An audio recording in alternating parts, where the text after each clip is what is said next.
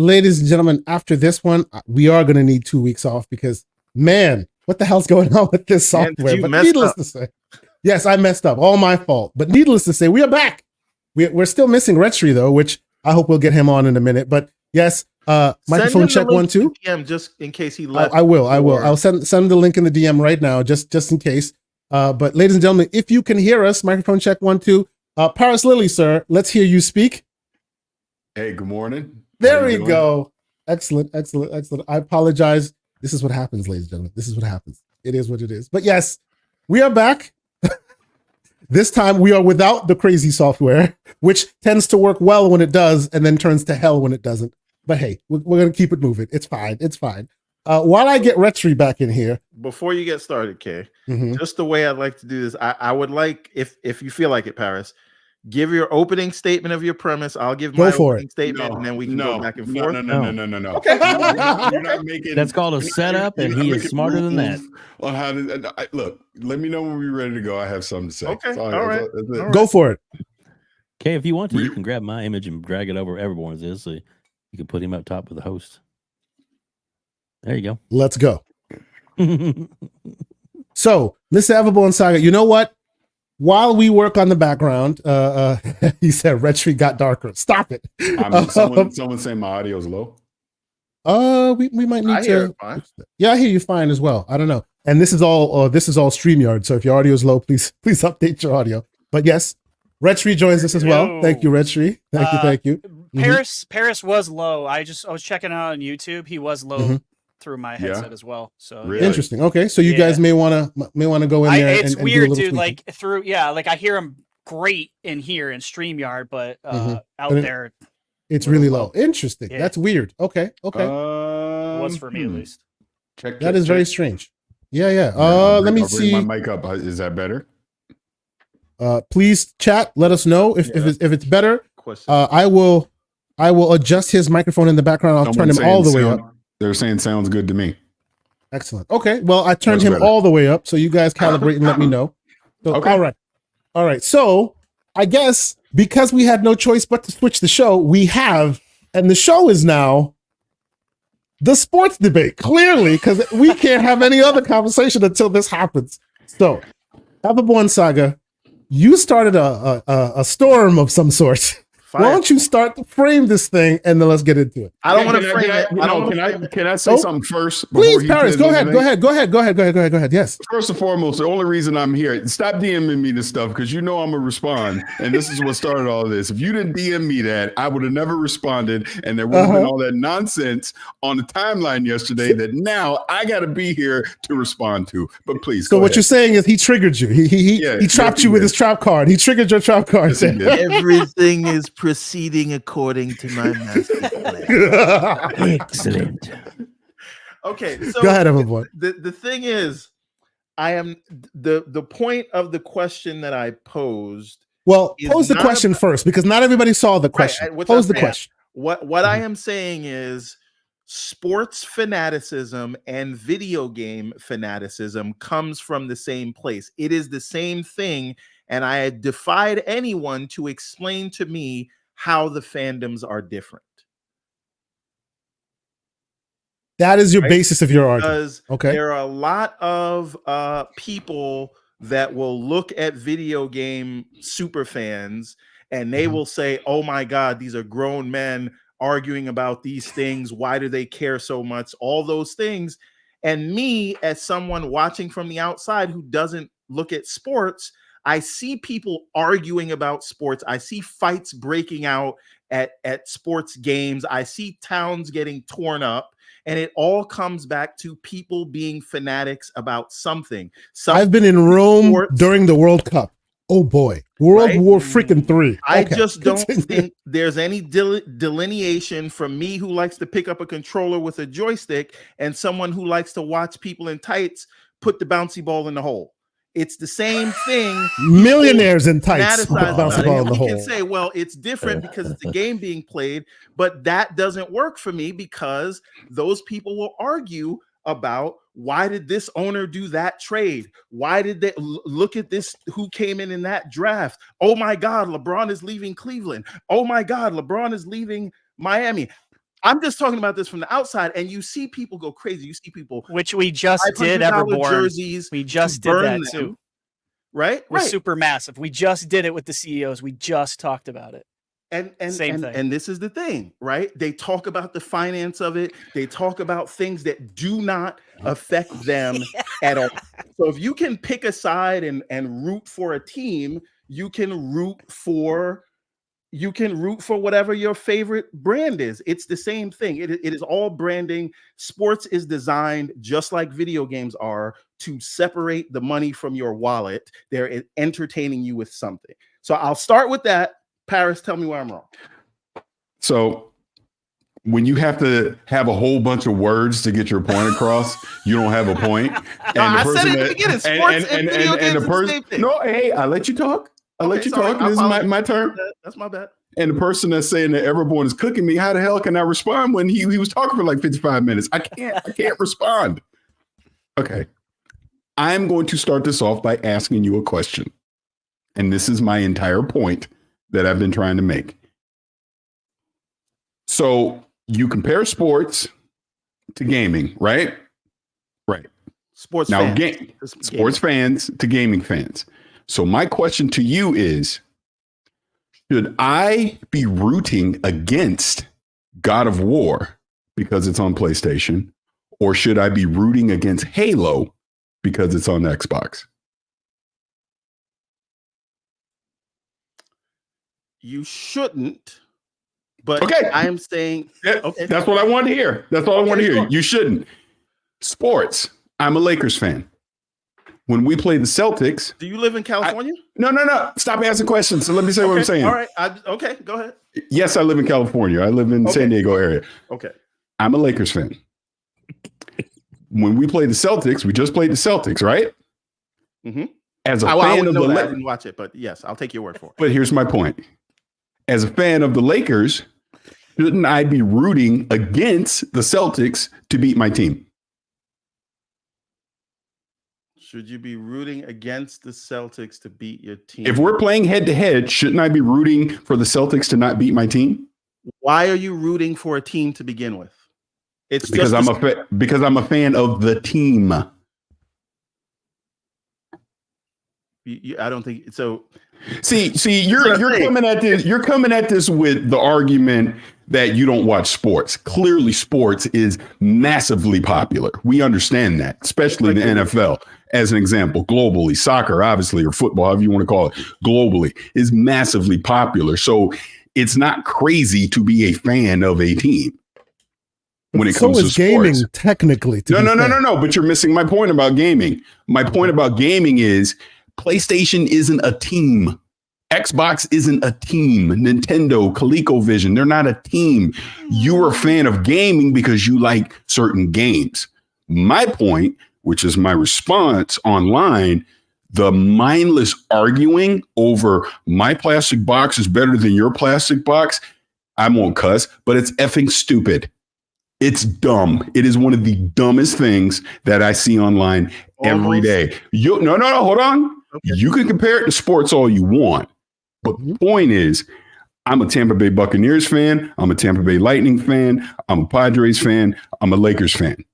I root for those individual teams to win because it is an unpredictable result every time they play. And that's the beauty of sports versus gaming. Gaming, I get to choose what games I want to play, where I want to play them.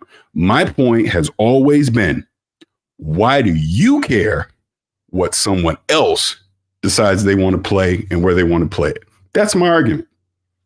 Okay. Can I respond? Absolutely. Okay. Thank you, sir. All right. So several things. There is, when I watch a basketball game, pause 1 second, because I do want to address the chat, especially Michael, because Michael, which is literally why I muted the thread, because the argument gets to the point where you're trying to make it sound like being a fan of sports is dumb. Why be a fan of a team? Of course, I'm a fan of basketball or football. That's why I watch the sport. But obviously, I have an individual fandom of a certain team. It's not the same. You cannot compare gaming to sports fandom. It is not the same. You So cannot. while I'm not in this back and forth, I'm enjoying the conversation. I will say the energy, if you take sports out of it, isn't it kind of like those of us who love Teslas versus the troglodytes who buy BMWs versus the troglodytes who buy the Lexuses? Okay. It's the same energy, no? My point on all of this is, okay, I like Tesla. If you like BMW, why am I mad that you bought a BMW and not a Tesla? But we're not. again, but we're talking about the energy. He's talking about the fandom and how fans. No. But my point is, and this is why I'm on here being very specific with you. Yes. I don't care that you like PlayStation or Xbox or whatever game. I don't care, and that's what I'm saying. Gaming should not have that fanaticism that sports does. Is the point that I'm trying to make? Because it always has, though. No. But you. I get it, but I'm telling you my response. This is my opinion. I'm not arguing what it is. I'm telling you my opinion. And I'm telling you how ridiculous it is that if I like Halo and you don't, why are you mad that I like Halo? That's my argument. Okay. I don't think anyone disagrees with that, though. Except for the internet. Here's the thing, right? I understand what you're railing out against, and what you're railing out against is people who take it too far. What I am talking about is these fandoms. It all comes from the same. At our core, we are tribalistic in nature. And so what happens is, I feel like this is the same argument of jocks versus nerds when we were in school. It is like, I'm into sports, you're into those computer games. We're somehow this elevated level above you. I'm not saying you're saying that. I'm saying this conversation always comes back to that, where it's okay for it makes perfect sense that people could identify themselves with a team but not with a brand. And I'm saying it is all stupid, but it's a thing that we do, and fandom comes. I disagree on that in the human experience. So again, you just said it is stupid for someone to want God of War to fail. It is equally as stupid for me to see someone burn a jersey.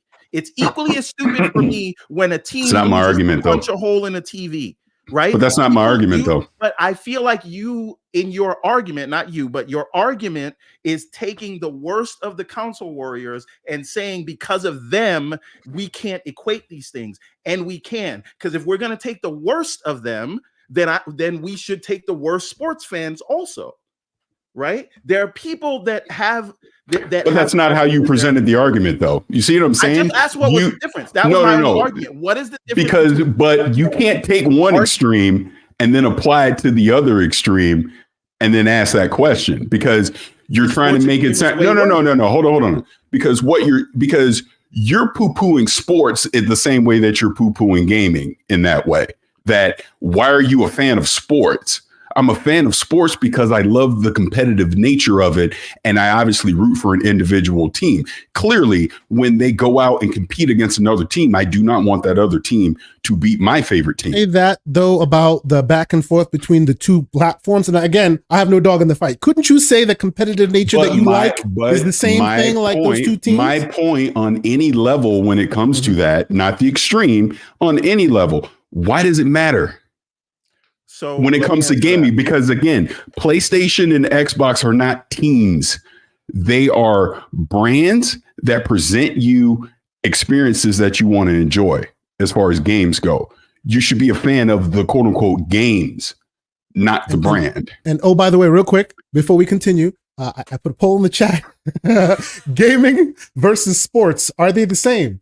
And the options are, yes, they are. Whoa, everyone. They say, yes, they are. And that's point to Everborn. They say, no, it's not. Point to Paris. Or option 3, my favorite option. Where's the popcorn? Point to K. Please vote. because going back to my point, it's not a head-to-head competition for you as an individual. If you like God of War, like God of War. If you like Halo. If you don't, you don't. They're not competing against each other. Again, these are billion-dollar and trillion-dollar companies that are trying to sell you products. There's a competition at that level, but you as a consumer, why does it matter? That's the point that I'm making. So, and I want to be clear about something. Me poo-pooing the sports is just turning your logic back on you. What is meaning? This is how you feel about the video game tribalism. I'm saying that same argument. It's not that I actually believe it is stupid to root for sports. I don't care about it, but I understand it. And I understand it in the same way that I understand gaming tribalism. So it's not me saying, oh, if you like watching people in tights hit each other, then you're stupid. Again, I'm using facetious language, but I'm just saying when you say it is stupid, the same effect the same thing you felt when I called being a sports fan stupid is the same thing that video game fans are feeling, right? Yes. So I disagree. Same energy. I completely disagree on that. You can't disagree for how they feel, right? You can No. My point is, again, the core basis of this is you're comparing sports competition against something that you get to control with gaming. You don't get to control sports. Sports is completely unpredictable what the outcome is going to be. That's what makes sports so popular globally. Now, gaming is popular because it's obviously something that you could do individually. You could control the experience that you want to have with gaming. Sports, you can't do that. That's all I'm saying. So when people are a fan of sports, it's because of the unknown of it. You don't know what your team is going to do on any individual year. You don't know if they're going to win a championship. Again, there's no gaming championship, right? There's nothing that you're striving for at the end of gaming other than you're completing the game. That's what I'm saying. There's esports, but that's not really for, because I know someone's going to say esports. That's not what you're talking about. I know that's what you're talking about. Before someone says it, esports doesn't count in the context of what we're talking about. Now, again, I believe that a lot of the people that you see arguing about picking a side and whatever, the truth of the matter is most of the people that are invested enough to be on X every day arguing about this stuff, Paris, I know you see more of this than me just because your audience is larger. So maybe I'm in my bubble, but most of these people have all of these things anyway because they love gaming, but they talk about it every day for that. See where I came into gaming in the late 80s, early 90s. We used to be on the schoolyard and we argued about this thing. Your neighbor had the Super Nintendo, you had the Genesis. You argued about which one is better. You argued about which Aladdin version was better, or my Mortal Kombat has red blood and yours has green blood. Yours has dust, like with all that. Yes, and I remember that. Played dozens, and then we go back to each other's house. Oh, you got Donkey Kong Country? Oh, you got Sonic and Knuckles? Okay, I'm gonna go to your house. You gotta come to my house. We're gonna do these things. And the argument still happens, but that is part of fandom. And it just rubs me the wrong way when we say that is stupid, because that is what got a lot of us into gaming and what keeps people interested of making themselves feel like they are young again, back on the schoolyard, just like when we were young and we got into sports and we played sports in the schoolyard, in the field, and then we started watching it professionally. So even though we are not professional sports athletes or we don't work in the sports industry, we can still be passionate about these things and paint our faces. But what you're saying again are the individual games. This is what I'm talking about. You can have an argument about the game or competing against each other in the game. But what I keep trying to say, and I guess it's not getting through, Nintendo and PlayStation and Xbox and ColecoVision and Vectrex and Atari are not teams. They are the platform that is delivering you the games that you want to play. That's it. Right, but the devs are your teams. That's how I see it. Well, but here's my question. Here's the question. Like, is it wrong? Is it wrong and or stupid? And let's be clear, I'm enjoying the debate. I really have no dog in this fight. Is it wrong for people to see them as teams? Because they compete as teams do, like my team versus your team. Xbox, Sony has been succeeding all this time. PlayStation, Xbox people for a generation have been hoping to get to the level that Sony is, and now it looks like maybe they will. It kind of feels like the same team energy to me. Okay, so tell me this again. If FAN stands for fanatic, right? What do you get if your team wins then in gaming? What are you getting out of it? I mean, in that specific, well, hold on, but in that specific context, and I know I know many people that I talk to in the chat right now, and people I talk to in the background. In that specific question that you ask, they will say what you get is if they succeed, then we get more games there. Oh, we get more attention there. Oh, they become the reference design. So now the console gets better looking games because they're not getting ports, right? You, by them succeeding, Xbox, now all of a sudden they are now respected, and maybe they get more of the stuff that PlayStation has been getting. This is the arguments I hear all the time. But please continue. But what do you get if a sports team wins? Nothing. I get bragging rights that my team won a championship. They're winning something. Your team is winning something, though. They're getting something tangible. They're getting something tangible. Like when the Buccaneers won the Super Bowl, that is tangible. I know that my team won the championship. They were the best team that year.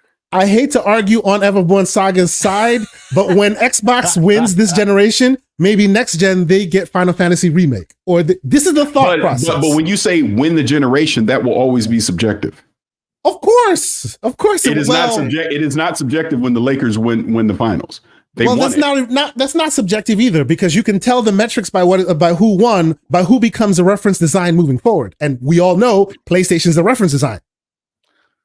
So winning the reference design, because again, you're trying to compare this to sports. I'm just trying. I don't know. I'm trying to see how this works. You know what I'm saying? Why are bragging rights in sports any better than bragging rights in video games? That doesn't make sense to me. Because there shouldn't be bragging rights in video games. It's what you like. Gaming is subjective. Sports is not. Sports is definitive. You know who is the winner and who's the loser. Okay. Gaming is subjective. It is my opinion. I can sit here like what people arguing about all week. Suicide Squad. Some people like it, some people don't. That's subjective. Dorian Gray knows the answer. There's nothing subjective. There's nothing definitive about Suicide Squad or Starfield or Redfall or any of these other polarizing games. It's subjective. That's what I'm saying. Okay. So sports is definitive. You know someone's going to win, somebody's going to lose. I like Do you remember Sega does with Nintendo? Do you remember the competition between Sega and Nintendo? Because I still believe that is where all this comes from, right? These things were born. Lifelong fans were made for gaming. Do you remember the Bandicoot outside with the bullhorn? Right? It is those of course I remember it. Right? Of course I remember. But the point I'm trying to make is it's ridiculous. See, again, let's be crystal clear on what we're talking about here. Again, you gaslit me by DMing me this, which made me respond. If you never would have DM'd me, I never would have responded. It worked like a charm. And here I am right now. He goes mute, have a good weekend. And then he responds again. I'm like, peace out. Because like I already said before, and again, my opinion, I'm sure the chat, y'all can be mad at me all you want. I don't care. I think all of this is freaking dumb when it comes to gaming. People, this is fun. Yeah, please keep it respectful. It's fine. They can be mad. I don't care. Gaming is supposed to be fun. It's supposed to be something you find something that you enjoy, you share it with your friends, and you play it and you enjoy it. What I do not like, so I'm gonna be serious here for a second. What I do not like is you cannot go on this stupid app or like in this chat. And I shouldn't say this chat, but in, you know what I mean, in like comment sections on social media and stuff like that. Sure. And say, hey, I like Suicide Squad. You will have people that will make it personal and they will attack you and they will demean you and because you like something that they did not. That's what I'm saying about gaming and this whole fanaticism about it and choosing sides. You will have people that will literally say, I will not like Starfield or Halo or Gears or Forza simply because it came from the Xbox platform, or vice versa. People say, I will not like Uncharted or God of War or Horizon simply because it's on a PlayStation platform. Gaming is not supposed to be fanatical like that. You're supposed to, if you like a game, like a game. We're not supposed to be attacking each other over our personal preferences. And then when you compare it to sports, I will say again, sports is definitive. You have a winner, you have a loser. And yes, people can debate over that, but at least that is something that is definitive to argue over versus something that should be subjective, which is gaming. That's my entire point. Okay. So before you respond, Paris, before you respond, everyone, let me quickly read out BT Maverick 707 super chat. Super generous. Thank you for the $10 super chat. He says it burns down to human tribalism at the basis in psychological levels of just human evolution. Can we agree or disagree? But it's a psychology level conversion. And where is Sam Harris? We need him. So there you go. Okay. Thank you for your super chat. Appreciate it. Go ahead and respond. You know who said? Okay, please continue. All right. Was that a sports person?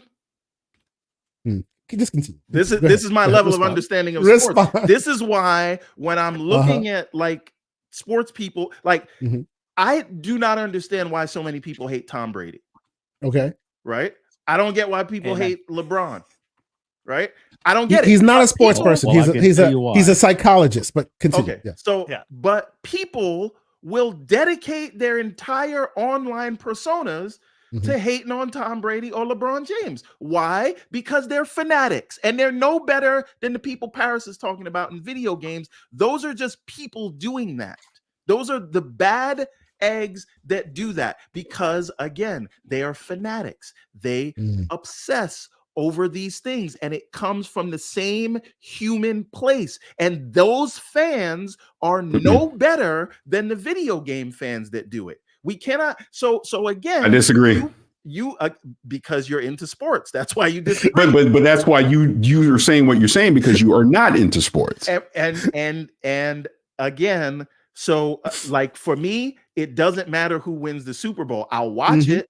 All I want to see is a good game. I don't care who wins. That's effectively what you're saying about sports. So let me tell you this personal story. I'm just gonna keep it real with you. Please, yeah.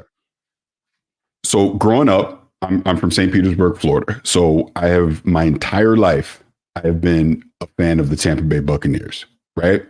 Buccaneers are not a very successful franchise throughout their 40 plus year history. They're just simply not. They never have been. So when they first went to the Super Bowl in 2003 and beat the Raiders out here in San Diego, it was the greatest week of my life. That was great. It was great moments. But the reason I'm bringing this up is the second in 2020. My mother was dying of cancer at the time. And literally one of our last moments that we had was we sat in her room and we watched the Bucs were playing the Chargers and we watched that game together. And the reason I bring that up is throughout my life, my mom and I have always had that connection because of this team. Like even as an adult, they would play. She'd be calling me up. I call her, the whole thing. We've always had that connection when it comes to this team. So when she passed before they won the Super Bowl in January or February 2021, that meant something to me on an emotional level. You can call it fanaticism. You don't understand why, but there is literally a connection there because of sports and my mother. You see what I'm saying? So yeah, I am a fan and I do think it matters when your team succeeds and you can have that connection with another person and you can cheer on that success. That's all I'm saying. So when I get that you don't like sports, but when you say that sports doesn't matter, I'll always disagree on that because there are a million other stories like the one that I just gave you where you have that. Like my son and I have a personal connection with sports. Again, with the Buccaneers, Lakers. Like when we literally went to the Lakers, because he's a Warriors fan, we went to the Lakers Warriors playoffs last year. Those were memories my son and I are always going to have together, and we got to cheer. And my team won, his team lost, things like that. I will give you one bit of pushback there, though. It's a beautiful story, and I completely agree with that sentiment. Right? We've heard that exact sentiment in gaming as well. A kid whose parent passed away and his father's avatar is still there and he continues to play that game because he gets to play with his dad's avatar. We were talking about Tales of Kinzera, Zhao, right? Abubakar literally made a game to honor his father in it. Like, I hear you, and you're absolutely valid. But that's I guess my point. what I'm saying is gaming comes to that same. No. But this is what I'm saying again. This goes back to what I'm trying to tell you. Mm-hmm. Yes, those moments are in gaming. Of course they are. In the games. Okay. You see what I'm saying? See, again, my argument is this tribalistic brand loyalty to a specific platform. Well, and the reason why that's not necessary. One second. I just want to respond to exactly what he said. I'll let you respond, Everboard. The reason why I would say that's not necessarily the case is specifically to the point of the kid who was playing that is the Forza, which is only available on Xbox. And you'll never get that anywhere else because those drivatars are only available on Xbox. There's many instances when we talk about that. That's what breeds that same sense. Like, that's why the Bucks will always have a special place in your heart. And the Bucks play 2 miles from my house. But yes, that's why you have that. Some have the same sense because of the same kind of thing. And they're not multi-plats. They tend to be, this console versus that console. I don't necessarily agree, but it's the same kind of energy. Go ahead, Everboard. Paris. Yes. You have been to a fan fest. You know what it's like to be in the room with all those green shirts and that communal sense of people getting together around this brand that they love. You're missing my I think for the minute, but because I know what you're saying, and you're missing. I don't think you know what I'm saying, but go ahead. You're missing my point. I'm not arguing about gaming bringing us together and celebrating it and the good stuff. I'm talking about the negativity of it. It's literally all I'm talking about. Yeah, I'm talking about people being so loyal to a brand that they cannot be objective to a game that's not on their brand. You see what I'm saying? That's what I'm talking about. And again, when I talk about, because when you want to bring it to sports, of course, I'm a Lakers fan. Of course, I'm a Buccaneers fan, whatever. But I can appreciate Patrick Mahomes. I can appreciate Lamar Jackson. I can appreciate, Jalen Brunson right now. But when they beat your team, you do dash them at that moment. Right. But because that's sport. Look at him. Look at him. Oh, but it's sports, so it's okay. But again, this is why I said before, God of War does not compete against Halo. It absolutely does, but no, it does not. It does. How you play God of War, you enjoy it or you don't. You play Halo, you enjoy it or you don't. How? I feel like your argument is belittling people's affinity towards these brands, and they are feeling the same thing you feel when I belittle sports, and I don't feel like you're making that connection, right? People, but I'm not belittling gaming. No, but you're belittling. I can't even say the word. You're belittling people's fanaticism towards a brand. And that's what I'm trying to speak to. Because listen, have you ever seen, and I know you have, this is a facetious question or a rhetorical question. Have you ever seen Skip Bayless argue with Shannon Sharp before he left that show? Of course. And Skip's ridiculous. Yeah, and Skip's ridiculous. Well, but that's literally like watching Gaz debate Blaze 4K. It's literally the same kind of thing. Listen to them, and you're like, why are y'all arguing about this stuff so much? And I can go to the barbershop, and they are avid LeBron fans in there. And when the Heat, that's what the team he was on, right? The Heat. When the Heat was going against Steph Curry's team, you know how much they hated Steph Curry and try to talk down everything he did, even though it was definitive and numbers, and making excuses for why he's able to shoot all these 3-pointers and the refs are babying him and all of this stuff that you're telling me is definitive. People are finding reasons to argue about. Sports is more than just this team won and that team lost. It is the why they won, the why they lost, and that there's a million things to argue about. And that in and of itself, the reason people are arguing like that is because they love their team. They love the side that they chose and they want it to do well. And again, with video games, people can love a brand and they want it to do well. They want this brand to win because you love that thing. The same reason your team could have a good season, but you want them to take it all, right? So when you love something, you want it to succeed. You want it to be the best. And so you root for it over the other people that they're competing with. We follow competition. It is ingrained in us to do that. And we are the same. And I'm trying to, all I'm saying, see, you're saying sports fanaticism is better than video game fanaticism because I never said that. I never said that.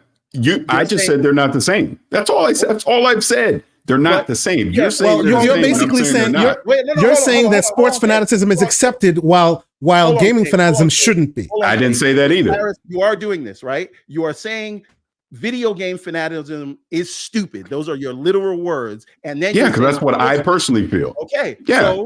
So then you are saying sports fanaticism is better. That is not okay. Please do not twist my words. Please do not twist my words. That's not what I said. If one is stupid and one is not, again, you gaslit me with the DM to get me to respond, and this is why I'm here.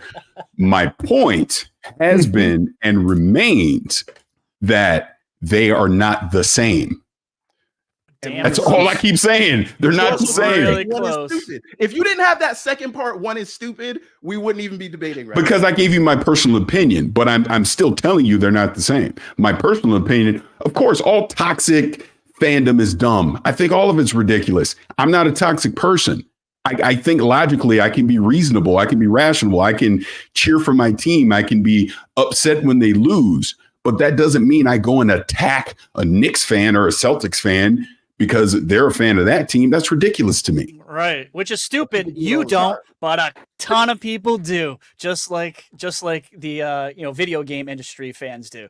I think the problem is like how this whole thing was set up. It was set up about fanboys and everything. And I think Paris, you keep talking about Sony versus PlayStation versus like Nintendo. And I think for me, I kind of, as a long time sports fan, I do cheer for developers. I know you disagree with that, but I cheer for like development teams, CDP, CD Project Red, the chair you're sitting on. Like, I think we want, those games and unless you're changed chair, sorry if you did.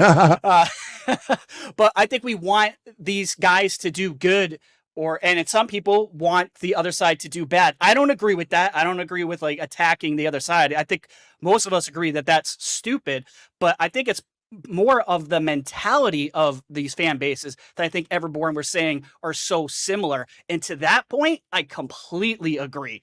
When it comes to the psychology and the mental of these types of fans, I think that's where the bridge is between. It feels like it comes from the same place, right? It feels like it comes from the same place to me.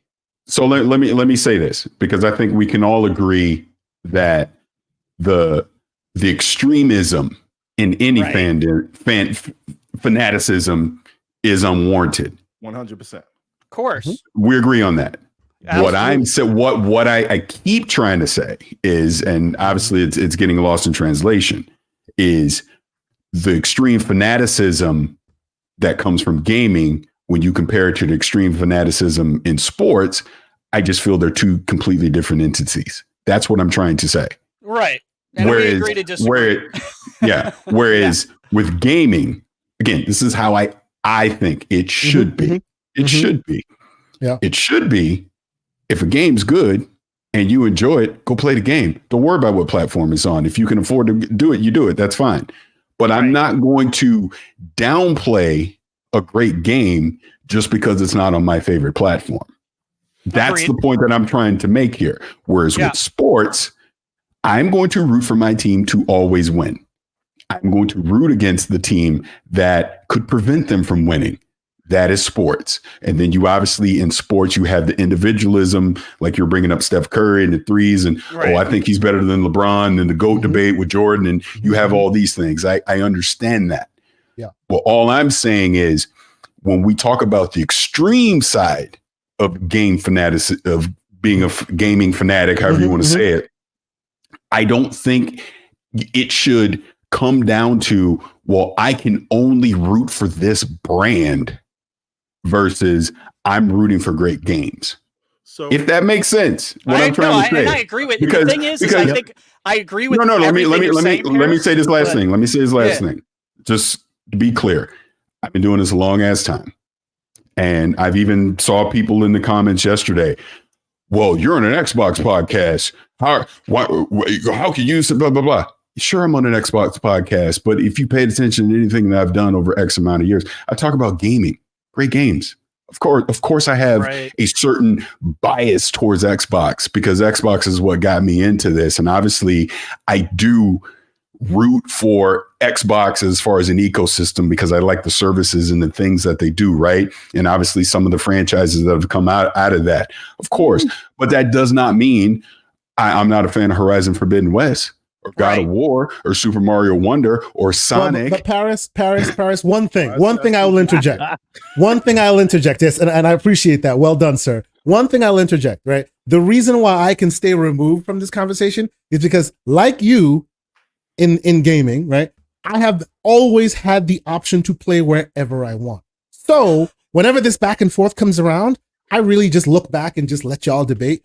But the point I want to make, the reason why I bring that up is, if you aren't like us and you only can afford that one versus the other, then it definitely becomes that, oh, well, my team's better than your team because they're trying to justify why they chose this versus that. And that is the same energy everywhere, right? And because the reason why you can't see that is because, like me, you've always had those options. So you can't see beyond it. No, well, okay. Like, no, Okay. I Understood. was No, I also understand. back in the day. No, I understand. Yeah, we've all been there. But I guess what I'm saying is, when you have more options, you remove yourself from the equation. But I can understand those that by necessity possibly look at the iOS versus Android debate. Right. Like, Yeah. you know, if you make your choice and you don't want to go elsewhere, you literally twist yourself in knots or try to debate your best friend to tell them why they're wrong versus your opinion. I don't know why. And again, I have no dog in this fight because I feel like if you're not playing on PC, you're doing it wrong. But that's neither here nor there. But I can not see where everyone the can afford energy the comes PC, from. Exactly. Right? Yeah, and that's what brings about that tribalism, you know? I like what Paris is bringing up. Like, he keeps saying, and this is where, like, I feel like there's a little bit of disconnect as well. He keeps saying we should, like, people should be XYZ. And I agree with Paris 100%. I think everybody does. We shouldn't be this toxic. We shouldn't, but we are, just like in sports, right? Like, I think there's that toxicity, whether we like it or not. And that goes back to the very beginning of the tribalism and that we just can't help ourselves. I agree. I wish we could be better people and we wouldn't care if someone enjoys God of War or if someone enjoys Halo on the other side, but people do. Like, I'm not one of those people. I don't think anyone on this panel is one of those people, but they exist. And there's a thing that people should be this, and then there's reality. And then reality tells me otherwise. So go ahead, Paris. Because I'm hearing what you're saying. And I'm just looking at the chat, this dude in all caps. So here's the other thing I would throw back to everybody on the panel in the chat. What, again, take sports out of it. Just take it out. Sure. We're talking about gaming. Yep. Has anything that I said is wrong? Because I've seen people literally get upset that I'm saying, stop arguing about brands and enjoy the games. Why is that so wrong? That's what I want to understand. That's what I want to understand, because people are trying to take that. I don't think you should compare sports to gaming, to what I keep repeating over and over, how dumb it is that we argue over games. And you will literally say, because it shows up on a PlayStation or an Xbox, I can't like that game no matter how good it is because it's on that platform. So I think that some people equate that argument that you give, and I could be wrong, please push back because everybody will. I think the reason why the people push back to that is the idea of saying, yeah, the Lions will never win, but they showed up at the Super Bowl. You should just be happy that they showed up. Why? Like, shut up. Stop complaining that they didn't win. You know, they at least showed up, right? Whereas it's the same thing. Oh, you know, you have games. PlayStation will always get the other one versus what you want. Why are you complaining? Like, shut up. You know, enjoy what you have. And people don't like that because they want their thing to get all of the things, and their thing is not getting all of the things. And you're telling them that it's not cool to be upset about that. I think that's where you get that bit of pushback from, right? Like me, if I don't want to play Mario Wonder on the Abacus, I can move it to the 4K OLED and I'm good. Like I could do that. Not everybody can. And that's why they get that, you know. This is what I'll say again, and I know I'm slightly changing the parameters of this argument. Hey, we're having a debate, bro. Go ahead. I know, but also thank you for coming on to yes, of course, bro. You know, debate. This is how you do it. Yes, of course, we appreciate this stuff. You know, yes. No, but what I was going to say is, I know I'm slightly changing the parameters of this, but I guess the overall point that I'm trying to make, whether you want to equate it to sports, gaming, or Apple versus Android or whatever, is we can disagree and quote unquote debate things. I like a nice healthy debate about what I like, or maybe you like, or whatever, what we think is better. That's fine. What I'm really trying to, the root cause, what I'm trying to get at is getting rid of this toxic side of it. Like, why can't we just say, hey, I like Suicide Squad and here's why, versus you like Suicide Squad, well, you're dumb and you're this and blah, blah, blah, blah, blah. Like, get rid of that. And even equate it to the sports side of it. Of course. I mean, I love talking about the Bucks and all that. Like, matter of fact, when the Bucks were in the playoffs and the whole Detroit Lions things, do you know how many people kept trying to come at me about how the Lions were going to destroy your team and da-da-da? I didn't respond once, because that's not what I want to talk about. And then what was that's the human first thing nature, right? But the first thing I did when the Bucks lost, congratulations to the Lions, go win the whole thing. You know what I'm saying? It's like, why can't we have those kind of conversations where we're being respectful towards each other? I guess that's what it comes down to. A lot of this stuff turns toxic and very personal and disrespectful when you're trying to get your point across. Do you know why I think that's the case, where you cannot get there? And this is just my view from what I'm looking at, right? There's always been fringe elements there, and there will always be. Everborn expertly pointed out, we've been doing it since the recess days, right? I think what's bringing this stuff on Front Street, and Web Dave, I want your opinion because you've been quiet too long, sir. I think what's bringing this on Front Street is it's always kept to you versus me, the dozens, right? But now a lot of people are seeing that happening in the media, and it's making the normals feel very upset, because it's like, yeah, me versus my cousin, that's different. But when you have conglomerates making it seemingly their business model to step over one versus another, it becomes difficult to then hear Paris Lily say, stop it, it's no big deal, just move on. Because the entire organization seems to be, if you are against the one versus the other, seems to be stepping on your team, if you will. And that's why people just get so animated. At least that's what I'm seeing from a high level. Yeah, and look, and I don't even know why I'm about to say this, because it might start a firestorm. Oh, no. But this is why, like, people got mad at me, you know, on XCast, because that clip went around when this whole Hi-Fi Rush stuff started and Xbox going third party, where it's like, I'm trying to, like, okay, if it's going to happen, let's break it down as to what we think is happening here. Because again, none of this stuff has been confirmed. And I'm saying, if Hi-Fi Rush were to show up on another platform, how does that hurt you as an Xbox gamer? And I've seen all the feedback, they're going to devalue the console, blah, blah, blah. And I get all that. But again, it turns toxic. Like, you can't even try to have a discussion about it or give an opinion on it without it turning toxic and people getting way too personal on it. That's the thing that I'm saying. I'm not saying agree with me. People disagree with me all the time, but reasonable conversation about these things. And that's on again, just sticking on the gaming side. On the gaming side, that's where it's disappointing to me, because, you know, again, bringing it to the sports analogy, where I say gaming is very subjective. Not everybody's going to like the same things, and that should be okay. But we can't have those conversations. At least online, we can't have those conversations. It just turns very toxic. So Jack32, $5 super chat. He says, I hate PlayStation because of their shady business practices. I like Xbox because they look out for their customer to help you save on games and services. These are some of the reasons why people pick teams. There are more super chats to go. I will read them. Web Dave, sir, you've heard the back and forth. I'll let you continue to get in here, Everborn. But I need to hear Dave. You've sat back like me. You've enjoyed your popcorn. What do you think, sir? Are you still on Paris's side? That's all I want to know. Well, don't answer that, Dave. No. I can. Look, from what Paris's his argument was about the sports are different from gaming, because I agree with him, because they're you actually compete for trophies and whatever in sports, whether it's the Super Bowl, the Lombardi Trophy, or Stanley Cup, or whatever. that you're going after in whatever different sport you're in, those things are merit. And what somebody else said in the chat too is that some people in sports, the fandom there, they can be so they're worse sometimes toxic that they can tear down a city and I told you, I've been in Rome More during a people have World been Cup. Oh killed boy. over sports than video games. Right. Yes. So but there definitely is, and there's no cap in there, buddy.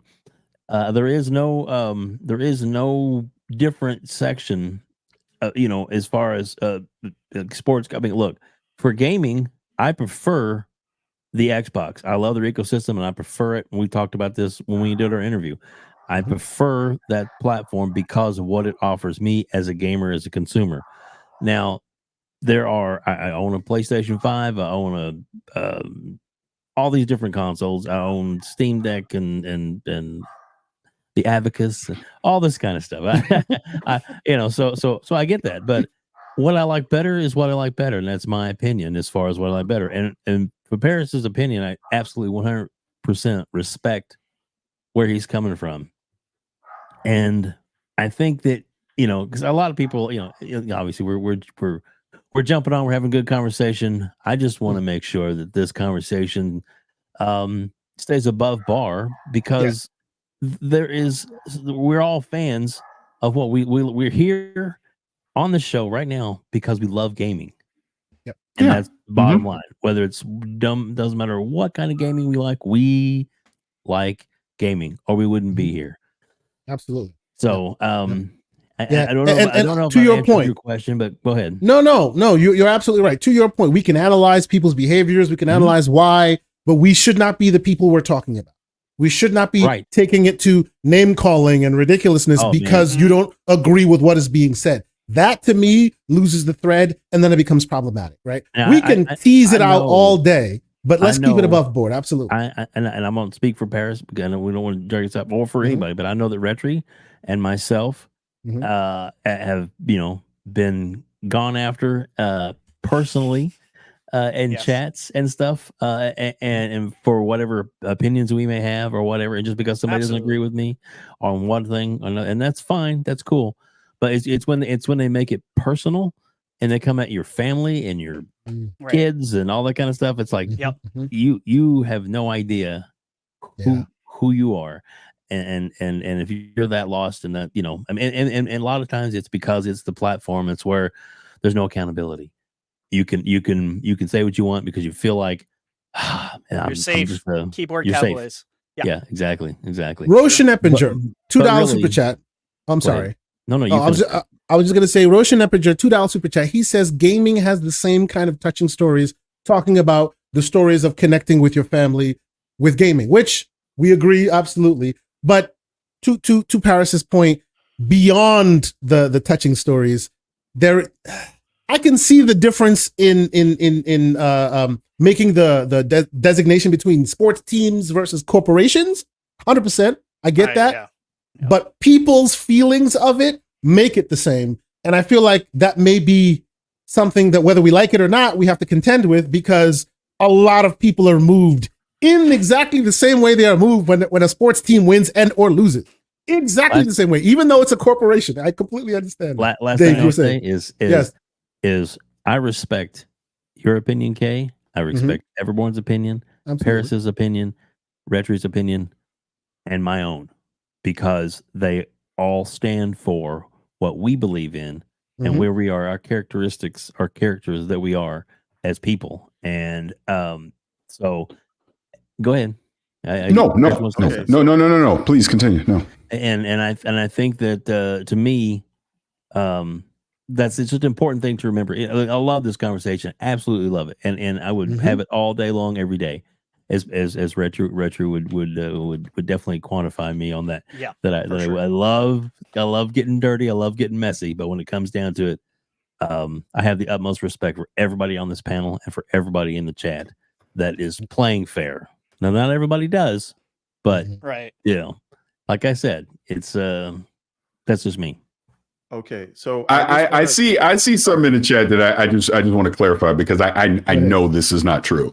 Someone saying that developers compete for game awards, so it's the same as sports. That is 100% false. They do not compete against each other for game awards. Developers are actually the very first ones to congratulate each other when they have success. That I do know. So no, that is not true.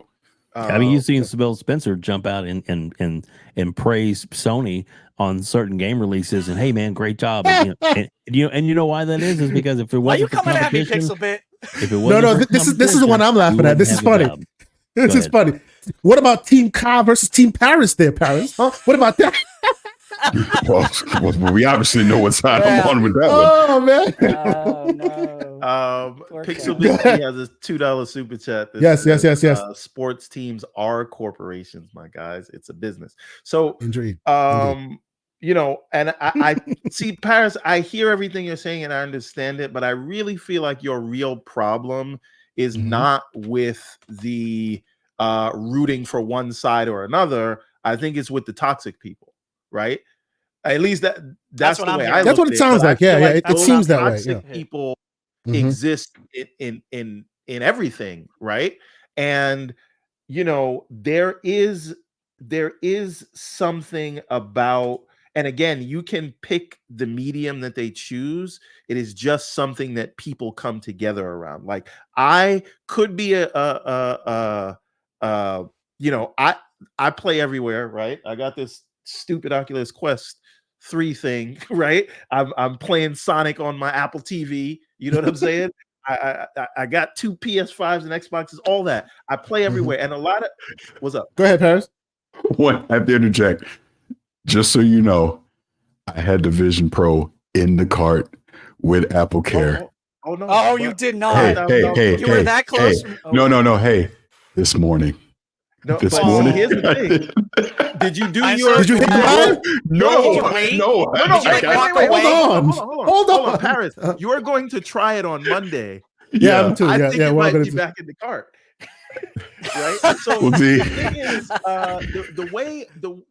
the reason I made the delineation for toxic people and the people, because listen, I'll tell you right now, and I've never made any other bones about this. Now, I am rooting for Xbox to win, quote unquote, because I believe in their vision and I want them to be successful. What you don't see me doing is saying I can't play Spider-Man, or I don't care about God of War, or I hope something bad happens to Sony. Right? You can root for a side for whatever reason, and for me, I'm rooting for I look at that as my team because I love the Xbox community and I love all games.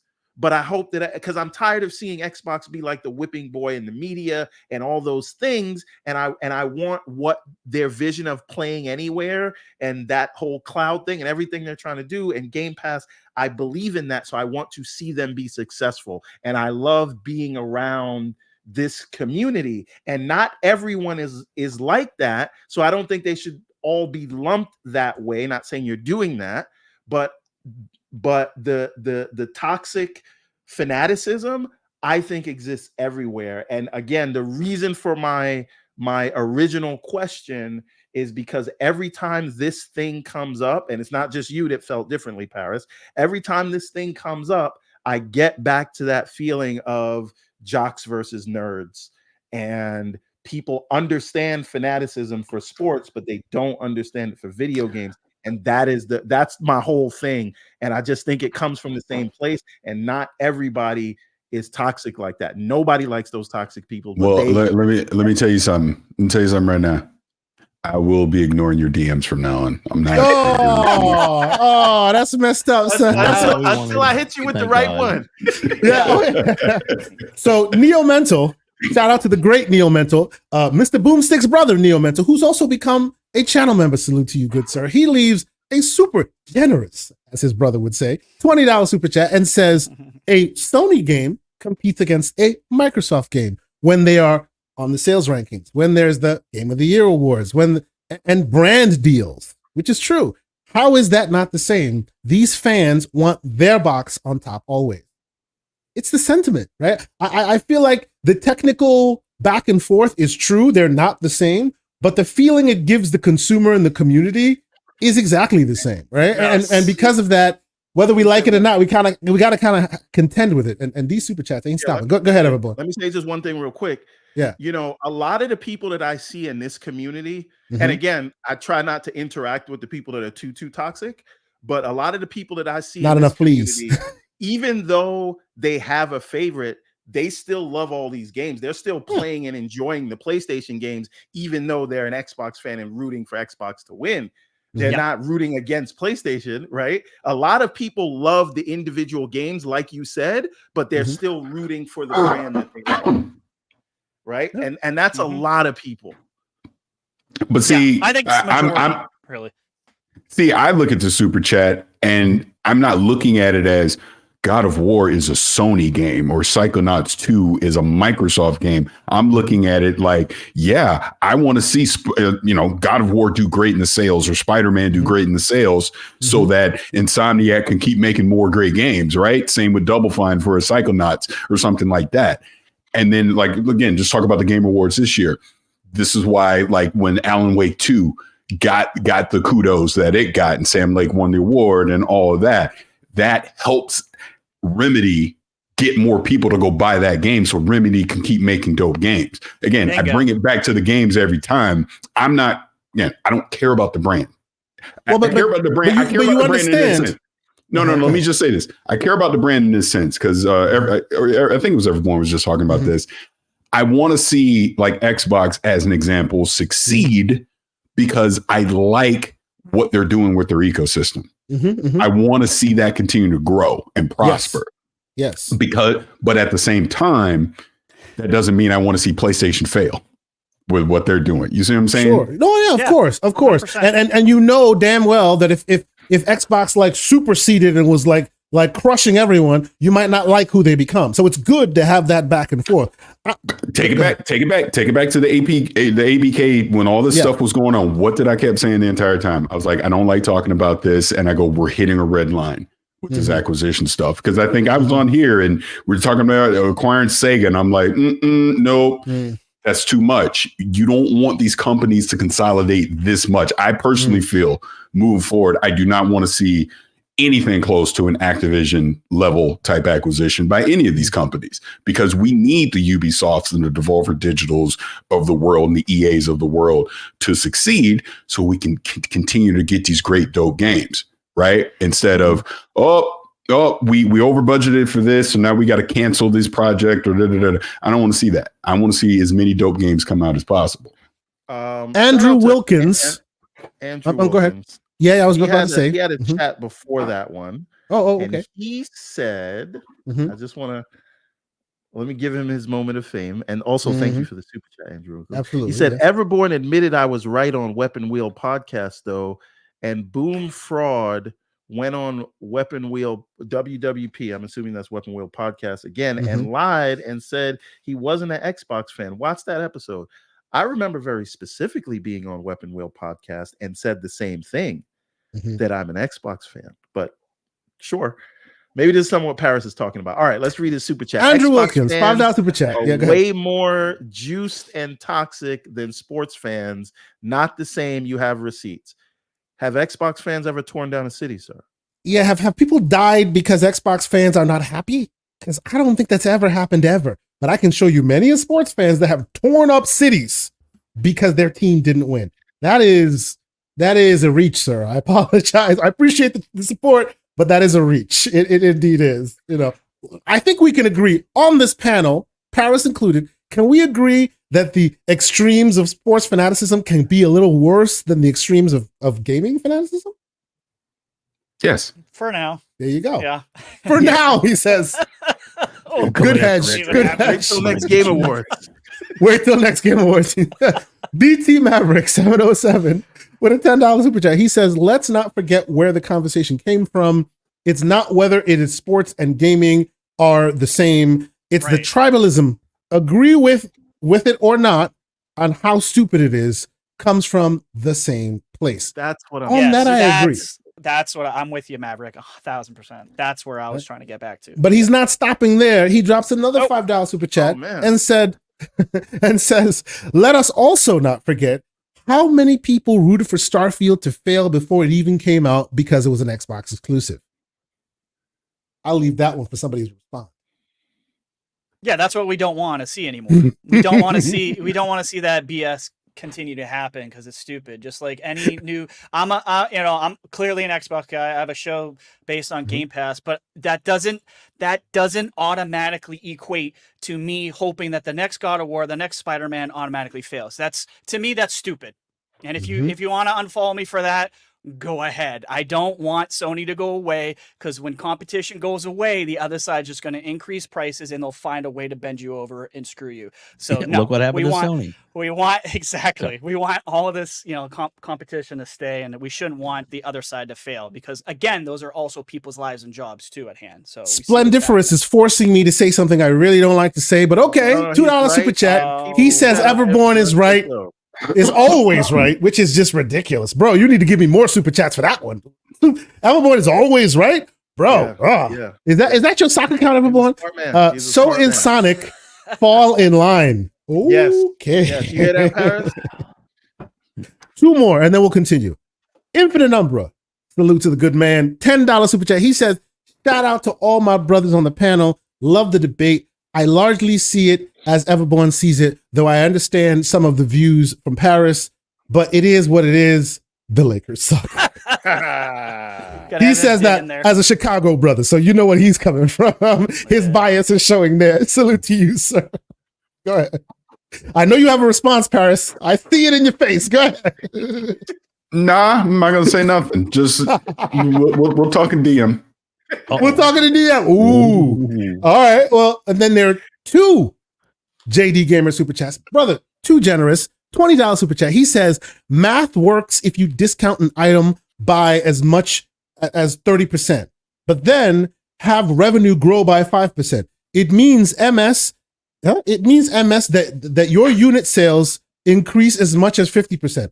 i.e., Xbox has had an increase in unit sales in Q2 within the limited revenue window. Okay. That and then he says, it does, but what he's saying, right? Like, no, I do. Increased 3%, but the year before they were selling these things at 500. Now they sold it for 300. So that means they sold a lot more than people think. Oh yeah, of course. No, I understand that. And then he says, with another $5 super chat, he says the problem with Microsoft now and always has been brand management. They have allowed the team to manage the numbers / data too much so that it sways in product sales. I understand that, but at the end of the day, though, it's also kind of pushing people to extremes, right? They say in the media that they don't want that stuff, but some of the moving and shaking kind of pushes people in that direction. You know what I mean?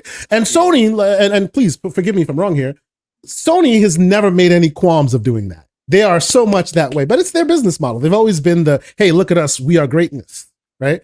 And I feel like, and Paris, this is where the debate came from. I feel like because that has been status quo for so long, and the others are coming up to potentially fight that, every time now that they're close to potentially derailing or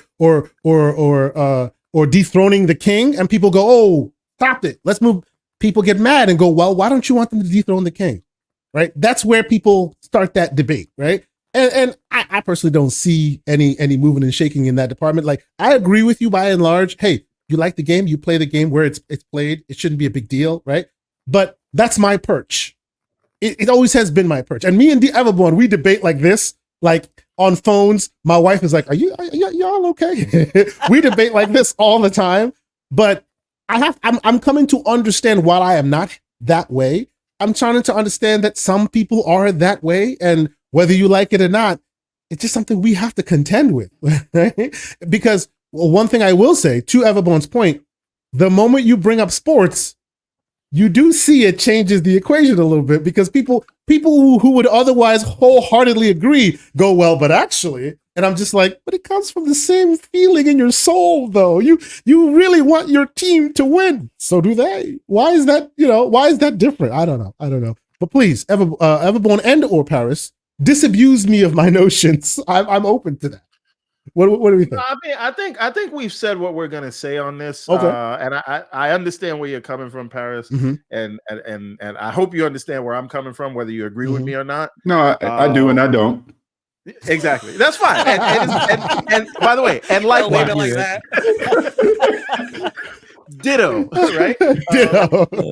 We can agree to disagree, you know, Yes, and we right. can do Guess that. We what? can do that as men and as people who don't have to start skewering each other and talking about Right. low blows and your family and all this other crap that people get to, you know, when it comes to this Discord. Yeah. I love this community for debates like this. I came to love gaming from the dozens that we would play in the schoolyard. I loved every one of the games, and I eventually got a Super Nintendo. But I still, even when I did that, I would still argue with my best friends about which one was better. And then when the PS1 came out and the Saturn came out, I was stuck in my Sega ways. Even though I knew the PS1 was better, I could never admit it to him. So I would have to make up things why the Saturn was better, right? Yeah. I'm just saying that to me is part of it, and it is fun, but it does not mean you don't love gaming. It does not mean that you don't love all gaming from wherever it comes from, because I've always played everything. It is just a part of it. And again, assholes are going to be assholes, and we don't want to deal with assholes, but I still think the debate can be healthy and can be fun, and we can play the dozens. Oh, my side win. Oh, I got game of the year, or you got better critic here. That's fun to me, at least, until you get to the other part of it. And I'm never rooting for anybody to go away. I'm never rooting for anything to fail. But I am rooting for Xbox, and I am joking with people about, oh, PlayStation this and Xbox that. And I just think that's part of the fun of it, and I don't think we should lose sight of that. We do need to get away from the toxic part of it. I 100% agree with you, Paris, but I still think that whole competitive spirit is part of it. Because again, people get connected to this stuff because, you know, there was a time where people felt they've seen Sega go away, right? They've seen a lot of these, what do you call it, go away, and they don't want that to happen. So they're rooting for Xbox or Sony, for that matter, or Nintendo, to be successful because they don't want them to go away. So the same way you want to see Insomniac making more games, so you hope Spider-Man does well, the same, just take that, like, step back 30,000 feet, people look at the brand of Xbox writ large that way, and they don't want it to just be, well, those games will exist on another platform, but the brand won't exist anymore. That's what people get in their feels about, and I understand it, because it was a sad day when Sega went away, and they don't want to see that, so they just root. If I know you're winning, I know you're not going away, and I know you're going to make more of these games that I love from you. So that's my whole thing. I think we can still have those fun arguments, those fun debates. You and I debate about stuff all the time, not just this one. We debate about Sonic. We debate. That's dope to me, and that's what I love about this community. And I think we can do that without being toxic. We can have the favorites. We can root for the favorite without being disrespectful to each other. No, 100%. That's my thing. Yeah, 100%. And I mean, you know, you provided a different perspective on it, so it made me think about my argument more. Again, we don't have to 100% agree, because we don't, but that doesn't mean it needs to be toxic or any of that. I think I am for sure coming at this more from the toxic side of fandom. Sure. Right. Sure. And I'm looking at it more as, it doesn't need to be this toxic. Like, I'm not saying it's right or wrong. I get why people are insane as far as sports fandom goes, but it doesn't need to be that way in gaming, because the whole point of us playing games is to have fun. It's individual fun. You get to choose your own adventure in gaming. No one's forcing you to go down a certain path. It sounds to me that you have the same problem Everborn has, which is you lay too long with the dogs and catch the fleas. So all you see are the fleas. There's not all that. Well, I always equate him to the same thing. Well, unfortunately, and you know, I'm not saying this is big-headed or anything. It's just my position in gaming or whatever brings them out of the woodworks. That's bro. I can say the sky is blue, and it's chaos. Yep. How dare you say the sky is blue? What's wrong with you, sir? The difference between me and Paris. Paris is platform is such that he's gonna get it no matter what. Me, Sycamore. What is Sycamore's problem with me? This dude says crazy stuff. This is what I'm talking about. Sycamore, to the point, I think I blocked him, to the point where it's like everything you say towards me is negative. Literally everything. And I don't even know you. it's weird. That's what I'm talking about. It's like where people take this gaming stuff to where they make it personal. I don't understand that. I just don't. Hollywood Rules, $2 super chat. He says, I agree. I agree too with Everborn. And there are all levels of fandom. That I think we can agree to. There are all levels of fandom. I just feel like maybe we should calibrate our judgments a little bit more when we're talking about one fandom versus another, because that brings out them virtual pitchforks. Just thought, you know. So okay. People have been asking now. They're like, "You guys are as bad as the Iron Lords." Get to the topics. There will be no topics, ladies and gentlemen. We have been going long on this topic because I'm not trying. We ain't gonna have a 5-hour podcast. We're just not gonna do that. So we're gonna exhaust. Talk about the Vision Pro before we go, right? Okay, we can talk about the Vision Pro before we go. Yes, 2 or 3 of us are gonna end up buying it when we know we're not supposed to. Don't do it. If I didn't find myself if I don't find myself in DR in the next 2 weeks, I probably would have had a Vision Pro in my house. So Paris, I'm getting married on the 14th. This is the only reason I didn't put that thing in the cart. The Vision Pro. We're going. Yes. Yeah, because you might not be getting married. Yeah.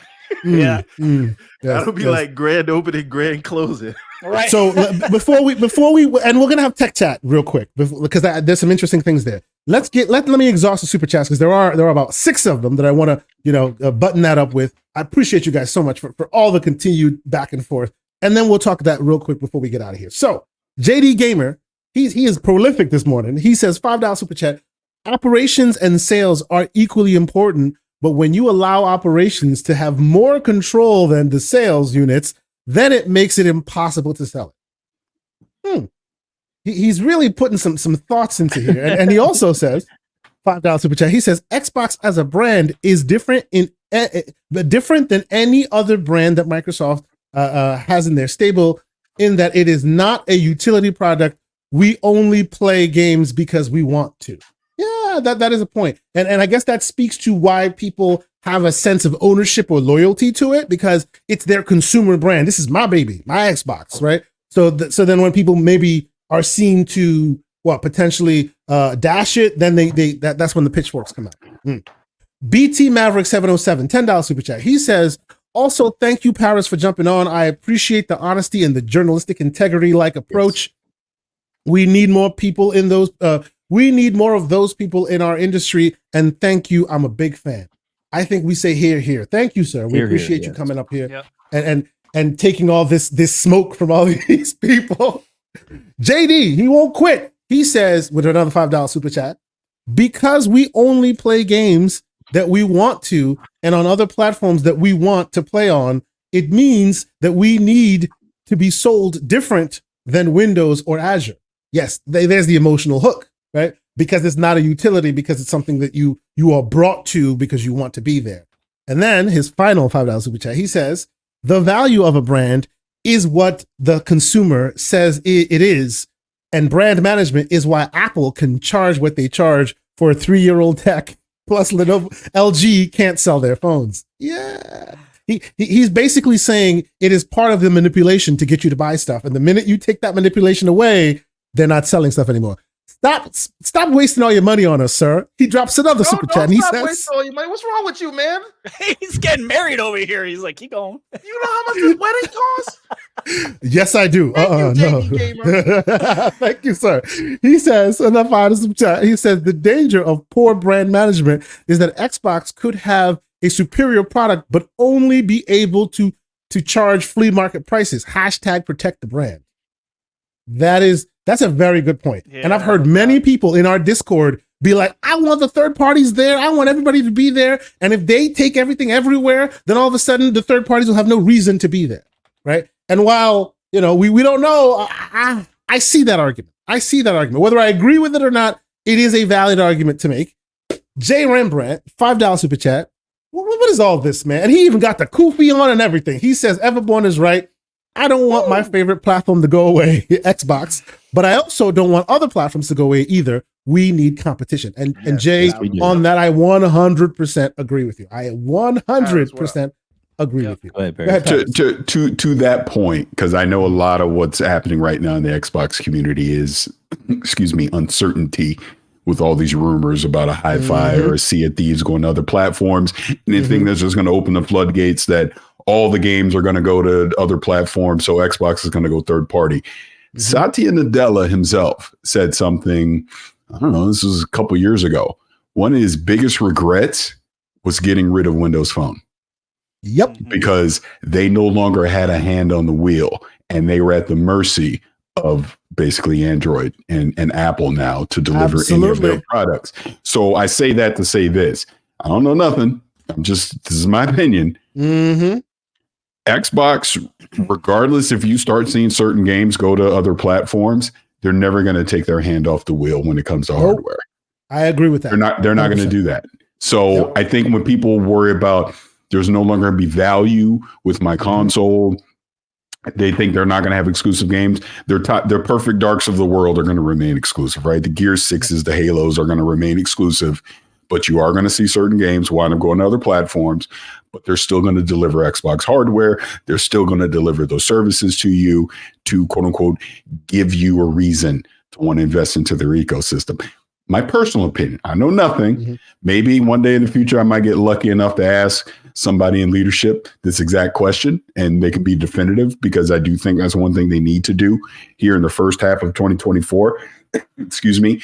Whenever they lay out their Activision plans, I think they should just be definitive at that point on this is what we're planning to do. So whether you like it or not, at least you know. Yeah. I agree with that. The consternation is, like you said, the uncertainty. So even though it doesn't make sense for Halo, Gears, and Forza, there's nothing right now to tell you that won't be the case until they say something. But I don't want to talk about that because it hasn't happened yet. So as far as I know, Hi-Fi Rush ain't going nowhere. We still good. Tell me it is. That's right. Then we can have that conversation.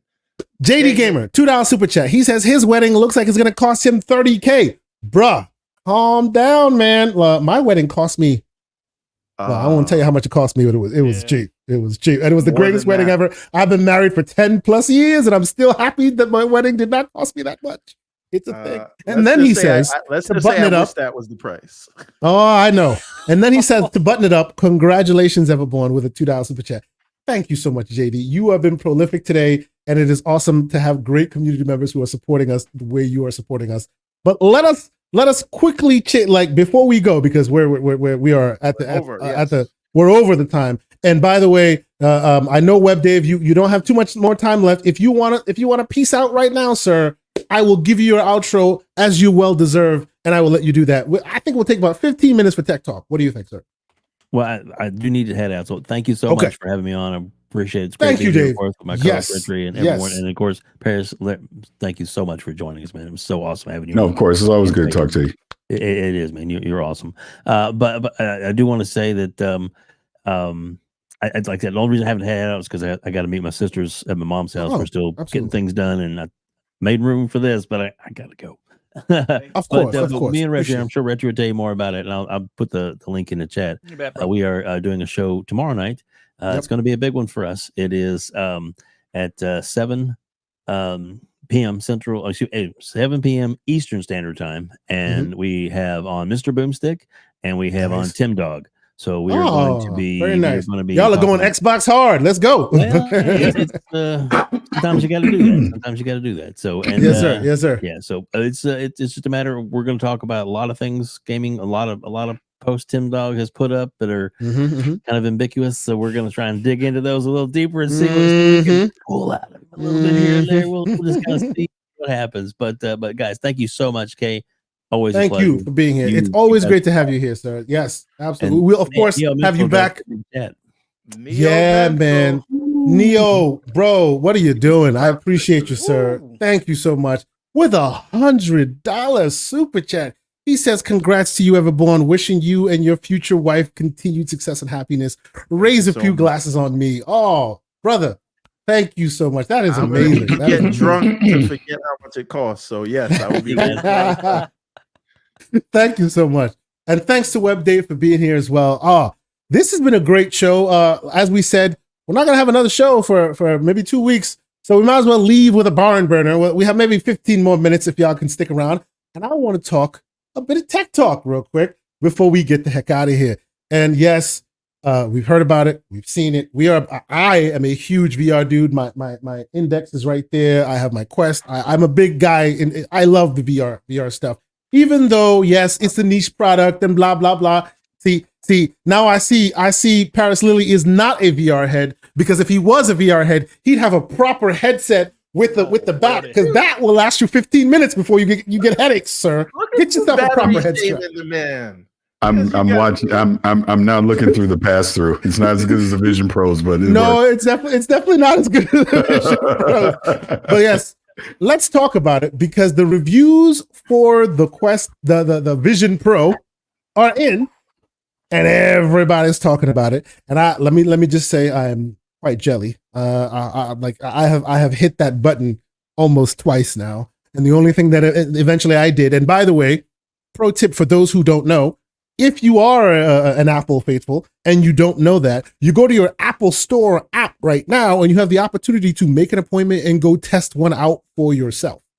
So if you really want to check it out, you can literally just hit the button, make an appointment, go to the store, and I think it's a 30-minute thing. They'll do the whole thing with you to give you that sense. I know I'll be there Monday, 3 p.m. I'll get mine. Not mine, but I'll get a test. You might walk out with one after you try it. Who knows? If I walk out with one, walk out with one, I will be coming home to pack my bags. It ain't going down. It ain't going down. But don't worry, you can go into VR mode and pretend you're still home after she kicks you out.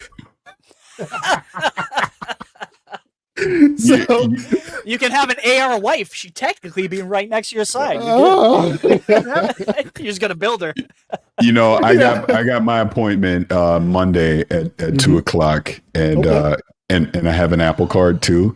So it's like when I put on the card, it was showing you that 0% interest. I was like, oh man, I could just add it on there, just pay it off casually. I said that. I really wish you did not say that. I didn't know about that. When you go to the app, they're like, yeah, they don't even show you the 3,500. They're like, oh, it's just $269 a month for 12. Yep. They just show you that. You're like, hey, I can swing that for 24 months. That's no big deal. Not a big deal. Some overtime. Yep. I got that Apple Card. I got that Apple Card just because it was titanium. And like, this is a cool card. I'll never use it. And now it's literally like, it's eating me alive looking at this thing every day. I don't know about you, but I actually use mine for all my purchases because that just gets that cash back. I use it pretty often. And I just pay it back right away. I use it pretty often. It's been good use case. I mean, you don't want to keep a balance on that thing. It's dreadful if you do, but you shouldn't keep a balance on it. But yes, it's been good for me as well. But the reviews are in, and these are Reddit reviews, meaning they're not the people who get them for free. These are the people who actually paid for them.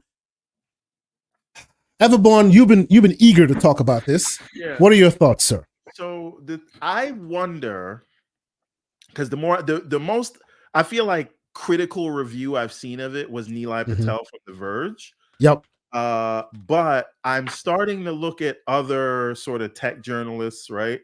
You got the Mark Gurmans, but he's like an Apple guy, so you can't really listen there.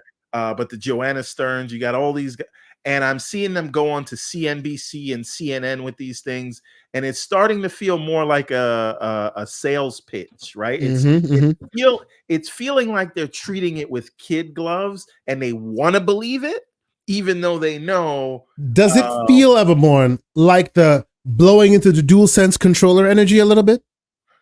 It's feeling like the smell your own farts energy, yes, right. But again, and I'm seeing them direct. These are people that have the Quest 3. Which again, I know the pass through is better. Like the cameras are better, but this just does not feel like this product does not feel like it is for actual people. It feels like it is for. Shout out to Anime Compilations from South Africa. Salute to you, good sir. Appreciate you. Yes. But no, it just like this is not a go-to-market price, right? Like normal people, even upper middle class people, whatever you want to like, even that, it is too much for that. And I just don't know how this goes anywhere. Because to me, this feels like the biggest advertising that the Quest 3 could ever hope for, because people will see this and then see the price tag and then be like, oh, there's a $500 device that has a camera that's a little bit worse. Sure. Like, so is it probably great? I believe it will be, but will it be, I don't know, 7 times as good? And oh, by the way, this thing you're seeing on the screen is somebody basically using their hand, bringing a screen into their normal world and streaming, what do you call it? GeForce Now through it, right? Which can be done currently on the current devices as well. But yes. Again, I'm interested to try it to see how much better it is, but I don't see it being 7 times better, right? No. Right. And I just feel like how people are walking on the street. I saw a guy driving. He was driving his car, his Tesla on autopilot with this thing. Oh my God! Oh my God! That's the dumbest thing in the world. Oh my God! No. I don't think that's real. Sorry. I don't think that's real. That is set up. If it has spatial tracking like that, where it doesn't have to set up a room, and I heard it doesn't, but that you could walk out in the street with it. I don't know that that's real. Well, here's the spatial tracking. Hold on. There's a video of actually showing you the spatial tracking. Look, this is where same thing as the Quest, where you can it sees the world and it puts a mesh in the world. So then that's where it sees it spatially. That's too distracting, man. Yeah. No. That's not what you see. That's what. No, that's the technology it uses to know where everything is in your world. The Quest 3 has the same thing, literally the same kind of mesh real quick, and then it knows, okay, here's your chair, here's your window. Right. It knows that after it does this. Yeah. I will say, I feel like it does look a lot better on the face than the other headsets that I've seen. It has a sleek. This is me falling. It has better ski goggle energy. Yes. Yes. Yes. But just what do you think this takes off? This is what I want to hear from everybody. Is this going to work? No one has been able to really crack VR yet, but Apple being Apple and having so many sheep, does it work? So many sheep. Go ahead, Paris, please. So in my 2 cents on the whole thing, what you're saying, Everborn, the Vision Pro, what we have right now, this is more of a development device. This is not the prime time for consumer device. I would imagine 2 years from now, we're going to get the Apple Vision, which will, probably be like half the price, and that'll be for the mass consumer market. This is them essentially doing a public beta test. That's what this is. This device, as we see now, will be smaller. It'll be more refined. Battery life will be better. They're going to do all those things over the next 24 months, in my personal opinion, get the cost down. So you're going to have the extreme. Look, the fanatics are going to go get this one right now. He says while it's in his cart. But this is not meant for the mass consumer. This is not meant to compete with the MetaQuest 3, even though I think it'll be a superior product to the MetaQuest 3. So what we're seeing right now is let's get it in people's hands. Let's get it in real world situations. Let's developers start making apps for it. We'll refine it. We'll make it smaller. We'll make it faster. The whole thing, improve on everything that people don't like about it right now at launch. 2 years from now, they're going to resolve. That's what Apple does. So yeah, I don't think this is the device that is going to push AR and VR forward. It's going to be that next one that Apple comes out with that's going to be able to do it, in my opinion. Well, I have my take on it is this right now, that 24-month period that you're talking about, Facebook has the opportunity to take this market in that time, because guess what? Any sort of user interaction things that they had not thought about that Apple is wowing people right now, Facebook has an opportunity to iterate on what they're doing and implement those features right now. Immediately, just as of yesterday, they're not, the newest update for the Quest 3 allows you to watch spatial video that's recorded on your iPhone. So all the cool stuff they're doing, because remember, none of this is new tech. They're just doing it better, right? And because they're using top end sensors and cameras and things like that. But like, imagine just through software updates, they can mimic this same experience, which right? they have been doing all this time, right? They give you the base hardware and then iterate. That's why they were able to even upgrade the price of the Quest 2 a little higher, because when you got the Quest 2 way back when, it did far less than when at the end of its, well, close to the end of its life cycle, when they doubled its frame rate and they doubled this and they add so much more. You didn't have hand tracking when it first started. At the end, you have hand tracking, right? And to your point, Everborn, absolutely right. Spatial audio already been implemented. They are now passing the hand tech into PCs. So if you happen to be one of those people that plays PC games wirelessly through the Quest 3, through virtual PC now, you can use your fingers, which you couldn't do before. Occlusion being the only problem, which we were talking about this morning, and it looks like in short order that'll be resolved too. The question though is, will it be good enough to where they can still continue to claim the crown when Paris says, hey, like he says, when the Apple Vision comes out with all those things also worked out? But right?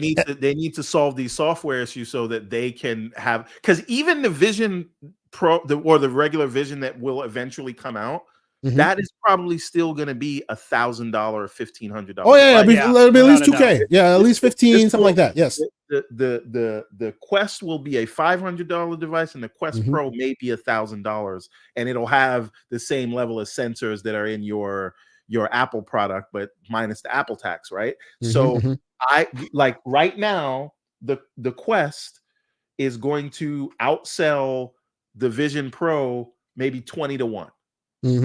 Just by nature of them already selling 20-30 million units with the previous one.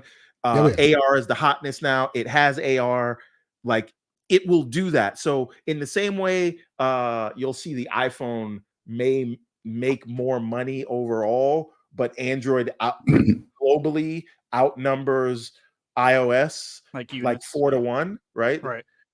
Like I think you're going to see the same thing. So I think they can both. But Paris, here's my question, sir. Are you ready for this dystopia? Like this dystopia? But see, this is what I'm saying. This is this isn't even a 1.0 of this. By the time they get to the Apple Vision, it's going to look closer to reality, I think.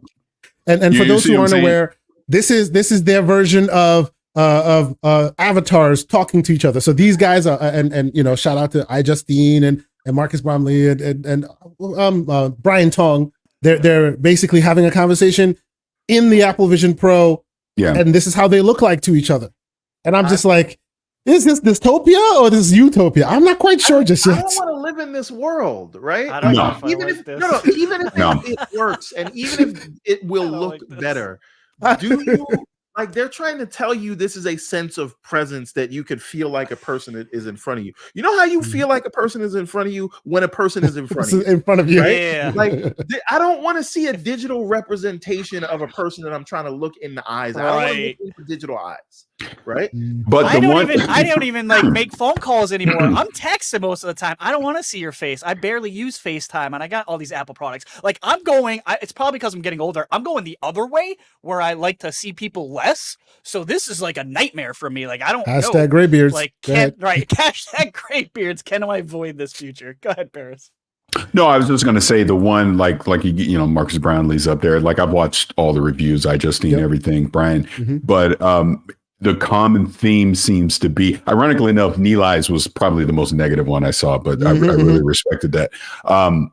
But the common theme seems to be at this $3,500 price. The one thing that it really does very well, this is one kick-ass movie device, like OLED big screen device, like that Disney Plus app. Oh my God. You would spend that amount on an OLED screen anyways, right? This is what I want to buy it for. It does not have HDMI input. And that to me. But it's self-contained. Right. It's its own device. You buy their movies, you're good. But wouldn't you love to play your Xbox, not locally? I know you can do it through the cloud, but wouldn't you love to play it locally? Oh, of course, of course. Like I mean, it's got a browser, but now, so you can. But now you want to. So now you want to attach another cable to it. Is what you're saying? I mean, you already got a cable. What's one more gonna hurt? And it's 35. So what I'm saying is, I've seen people make that comparison to getting a really nice OLED TV. cool, but I can play my PlayStation and Xbox on an OLED TV. Okay. Well, but here's the other problem with that OLED example, though. My let's OLED is be clear on one $1,500. Where do you buy a $3,000 OLED that only one person can watch at a time? That's a little crazy. I'm sorry, Paris. No, Go ahead. let me be clear on one thing. I'm definitely more in the Everborn camp because it sounds like I'm defending this because they're not for $3,500. I'm not trying to. I'm seriously not trying to do this. Yeah. But yes, go ahead. You gotta play Everborn. I devil's know you say advocate. it. No, you Yes. say you're not trying to do it, but you're gonna do it. You see what I said? Trying. ING. You're gonna fail. Yeah. Oh my I'm goodness. telling you, it is only the wedding that is happening that, like, I don't have the willpower. I just don't have a choice right now. Can I slightly shift gears and we'll go right back to this again? Please. Along those lines. Yes. I watched iJustine and I watched Marcus Brownlee with the new Model 3. And for half a second, I was like, I could do it.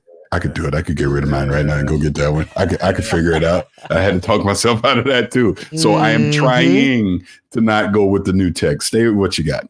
Yes. And oh, by the way, because this is the topic we're talking about here. Meanwhile, they've made the most money Quest 3 has ever per quarter, but they've also spent more than they have. Yeah. Ever. But it looks like they're taking this energy and pushing forward. So do we see them succeed because this lifts all boats, or do we see them get replaced? No, I think they get replaced. I don't think that. I don't, because again, in any one of these markets, there's always room for two major players. Now, if there was a third person coming in and trying to do VR, they would probably fall to the wayside, a la my precious Windows phone. But it like, I think they will be fine and they will be able to serve the people that Apple won't be able to serve. Because again, even when the regular Vision comes out, I do not think it's going to be in that $500 range, right? Oh yeah, absolutely. No not. way. It'll be less. Not a So all of the chance. people that don't want to listen, there's a lot of people that buy Android, and I know some Androids are up there with the iPhone, but most of the Androids are those not up there with the iPhone phones, right? I'll just say it. I'll leave it at that because I don't want to. Yeah, you're trying not to embattle people again. Go ahead, keep going. People are tribal, and they get crazy when you say Apple Android. When you start hating their products, go ahead, keep going. Anyway, you know, I do think there is space for both, and I think the hype around the Vision Pro is the best thing that could have happened to the Quest 3. So, and I think it's going to get better, and I think they're going to steal the software ideas, and that's going to work for all of us, because the people who can't afford $1,000 device or a $3,500 device, they'll get this one for $500, and then it'll go on sale, and then they'll get it for $300 when the Quest 4 comes out, and so on and so forth. So see, go ahead, Paris. But see, that's kind of my slight, because I mostly agree with you, but my slight pushback on it is, I think it's a Meta Quest 4, which is going to be the thing that's going to push them, because even this Vision, the Vision, there's so many damn names. I can't want to say Vision Quest, but the Vision Pro already does more things than the Quest 3 does. And a real quick insertion into that, there will be a Quest Pro before the Quest 4. There you go. Mark the words. Yeah. There will be another Quest Pro after the 3 before the 4. It'll only cost $1,000. Possibly. Now that there's the $3,500, that $1,500 price won't be as bristling to people because they're living in this world. And okay, last bit of a side tangent I'm gonna throw in there. Meanwhile, Elon Musk alleges that they have finally solved brain machine interfaces. And what is that? That is what Mr. Gaben has been working on for some time now, talking about them Valve bucks. They're literally putting computer chips in your brain and then transferring your thoughts and making you control things, neuron controlling devices. He posted on the social that they've successfully trialed.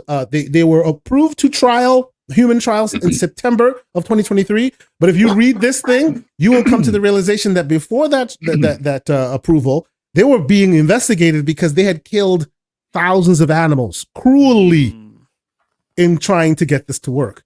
But the latest from them is that they've gotten it resolved, and the person who did it on the 28th, so it was like a week and a half ago or so, is recovering well and showing promising signs of neuron spike detection. So much so that they have a product coming out soon by the name of telepathy. And there's his tweet right here. What a name. Do not be first in line for this, guys. Do not be. So that's my question. That's my question, sir. Who's in line to go get their brain manipulated by the old Elon Musk so that you too can have telepathy? Red Tree, you already got the cut. Are we going Professor X? I'll go to you first. Y'all can do that. This guy is not. I've had enough issues in my life and enough medical issues where I don't need to add another one called telepathy of all things. Of course, it's called telepathy. Yeah, this is scary. What scares me about Elon in general is I feel like he's just as much like love him or hate him. I feel like he might rush things a little too quickly. Shout out to all those poor animals. But yeah, I wouldn't be the first in line for BCI implant of any kind. Great for, people who have diseases and maybe some neurological issues. I'm all for advancing on the medical side, and this will probably be more of a medical device than and to your point there, Retri, look at his statement on it. He says, imagine if Stephen Hawking could communicate faster than a speed typist at an auction. That is the goal. And then he would be at those Epstein parties like in a heartbeat. No, I'm joking. Forget it. Forget it. But isn't this the plot to Batman Forever? Right? Yes. Yes, it is. I call that movie Damn. Bat Nipples. Oh boy. You saw it too, man. Of course we did. Wow. But yes. So I will let you respond, Mrs. Paris Lily. What are your thoughts here? You are a fan of at least one of Elon's companies that I'm aware of. Is this interesting to you? Do you see a future here, or has Tony Stark become Hammer instead? What do you think? I'll give you the sarcastic response and I'll give you the serious response. Sarcastic response is, hell no, you ain't plugging none of this in my head. No, this is, again, it's the plot to Batman Forever. Yeah. But on a serious note, probably long after all of us are no longer on this earth, I see this being a possibility. I think we're seeing the extremely early days of this. I don't think it's very safe. I don't think it's practical. I don't think we'll see anything realistic come out of this in our lifetime. But eventually it'll happen. And as gamers show up, shout out to Lucius Augustus. He says it's the plot of Atomic Heart, and he's right there too. It is definitely the plot of Atomic Heart. That's amazing. I mean, we see that this is the subtext to the text to the Matrix, right? Between OpenAI, between Apple Vision Pro, and now Neuralinks. By the way, and I know I'm tangenting since you mentioned the Matrix. Go ahead. Yes, sir. Again, only speaking of the first one, it is amazing how much that movie has held up, and we're 25 years in? I think it's 25th anniversary. That movie just holds up amazingly well as not only a cinematic masterpiece, but just even the reality of science. It's as revolutionary now as it was then. Yes, which is wild. Absolutely. I think we could agree with that. One debate between you and I is enough today, but I'm not going to bring up how the Part Matrix Reloaded is the best. It's better than the first one. Yes. Oh my, okay, I'll see y'all later. No, we're not doing that. We're not doing that. Not today. Now, I will warn you that I used to do a film and TV podcast called Remember When back in the day. And one of the best things I have ever done is I did commentary for all three of them, Matrix, Reloaded, and Revolutions. It's some of the best stuff I've ever done. Especially the first movie. The first movie, we timed it so well. You can start the movie and start the podcast at the same exact time, and it's beat for beat to the end. To credit. Everborn, he just came up with a great idea we might need to rekindle.